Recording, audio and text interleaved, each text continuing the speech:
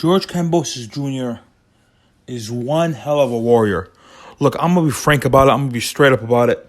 If I was in George's place, and I'm not, obviously, this is a dedicated fighter. I've boxed before, but I just didn't have the dedication that these guys do. But if I was George's place, I would have never fought in a guy like Devin Haney in my first defense. Whether you view him as the undisputed champion or view him as the unified, I wouldn't have went and done this in my first defense. I would have been a random Joe, defended my titles a couple times in Australia. Before doing this, I wouldn't have jumped in right away. And the Lions then, he was trying to fight Lomachenko. A guy I gave him zero chance of winning. I'm going to be frank about it. I'm not going to lie. Act like, I was picking Kambosos to beat Lomachenko, and I'm picking Kambosos to beat Haney. I'm not going to lie. That's not me. I wasn't doing that. I thought that Kambosos, and I think Kambosos loses to both Haney and Lomachenko. I just think he loses to Haney on points, Lomachenko by vicious stoppage, in my opinion. Now let's look at the sanctioning bodies. WBA, he could fight guys, even guys like Frank Martin, Ricky Burns, for fuck's sake.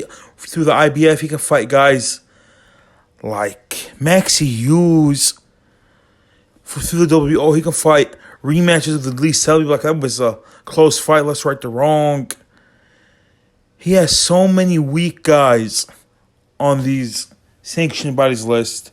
I would have fought all three names I just mentioned before going up there.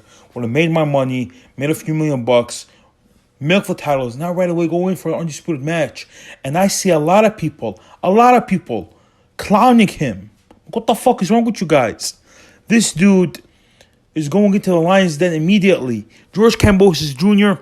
should be applauded, not be put down. What's going on with you guys? Why are you guys clowning him on Twitter? I don't get it. Let's look at Devin Haney for a minute.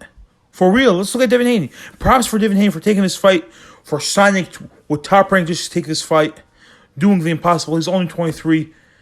But guess what? Devin Haney did not go into the Lions Den right after he won his title. Devin Haney, 27 wins, no losses, 15 wins by knockout, only 23 years old. The first time he held his WBC title, he won it via email, his first defense was against Alfredo Santiago.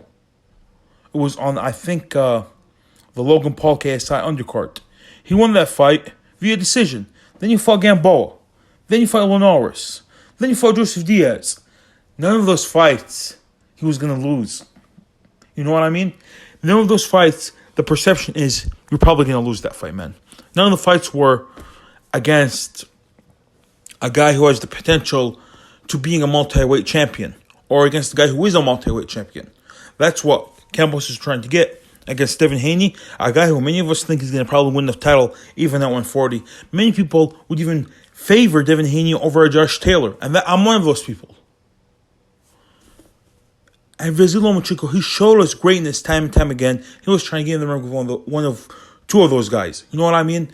And people be making fun of him. People be ridiculing him. Man, George Kambosos Jr. is a breath of air. I think a breath of fresh air, not fresh. A breath of fresh air. George Kambosos Jr. He's the man. He deserves props, and I'm giving him his props. Whether he wins or loses, he deserves his props. Now, I don't think he's gonna win.